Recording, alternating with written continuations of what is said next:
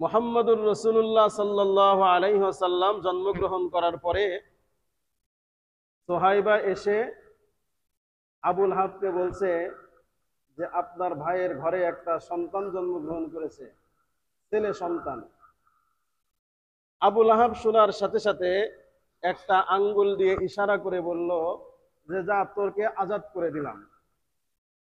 সোহাইবাকে সে মুহাম্মদুর রাসূলের জন্মগ্রহণের সংবাদ শোনার সাথে সাথে আজাদ করে দেয়। আবুল আহাব বলে মরে যাওয়ার পরে তাকে একজন স্বপ্ন দেখছে যে তোমার সাথে আল্লাহ তাআলা কেমন আচরণ করেছেন বা কেমন আচরণ করেন। আবুল আহাব জবাব দিল যে দুনিয়াতে যত অপকর্ম করেছি তার শাস্তি তো 100% ভোগ করতে হয়, তবে একটা জিনিস, প্রতি সোমবার যখন আমি আমার এই আঙ্গুলটা মুখের মধ্যে দিই তখন কিছুটা শান্তি অনুভব করি। মানে যে আঙ্গুল দিয়ে সে মুহাম্মদুর রাসূলকে আজাদ করে দিয়েছিল,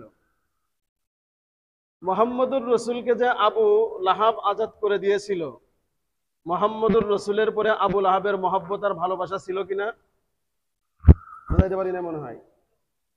আবু লাহাবের ভালোবাসা নবী মুহাম্মদুর রাসূলের উপরে ছিল কিনা? ছিল বলেই তো সে আজাদ করে দিয়েছে।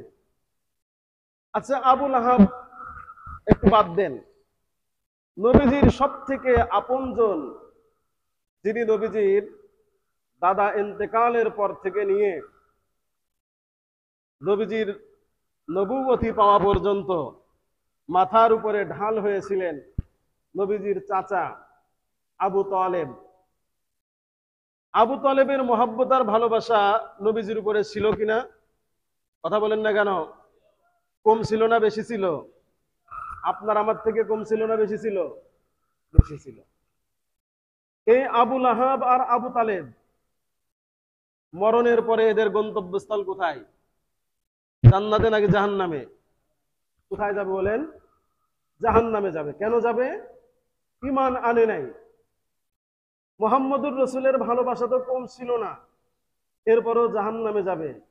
কেন যাবে?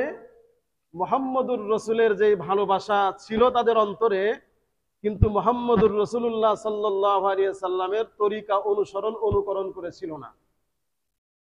মুহাম্মদুর রাসূলের ভালোবাসা, ওই ভালোবাসা আর মহব্বত আপনার জন্য আমার জন্য পরকালে নাজাতের ব্যবস্থা হবে যেই ভালোবাসাটা হবে মুহাম্মদুর রাসূলুল্লাহর তরিকা অনুযায়ী।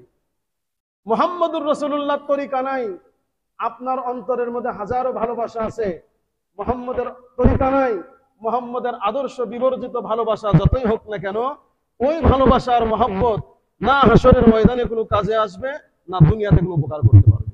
এটা মাথায় রাখতে হবে কিন্তু।